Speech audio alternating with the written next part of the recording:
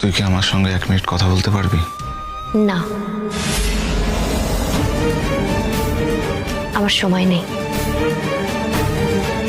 চিরসখা সিরিয়ালের আজকের পর্বে দেখা যাবে মিঠির সকলের সামনে বলে, আমার সঙ্গে বাবিলের সম্পর্কটা শুধু হাই হ্যালোর না, খুব ভালো বন্ধু ছিলাম আমরা দুজনের। বাবিল বলে, আমি মিঠিলের সঙ্গে অনেক বড় অন্যায় করে ফেলেছি। মিঠিল বলে, আমাদের মধ্যে প্রথম বন্ধুত্ব ছিল, তারপর সেটা প্রেমে পরিণত হয়, তাই বলে আমি কিছু দাবি করছি না, কোয়েল যা বলবে তাই হবে। বাবিল বলে, আমি কিন্তু কোনোদিনও মিঠিলকে মন থেকে মুছে ফেলতে পারবো না। কোয়েলের মা বাবিলকে বলে, যদি তুমি ওই মেয়েটাকে এতই ভালোবাসো তাহলে তুমি আমার মেয়ের সঙ্গে ফষ্টি নষ্টি করতে গেলে কেন?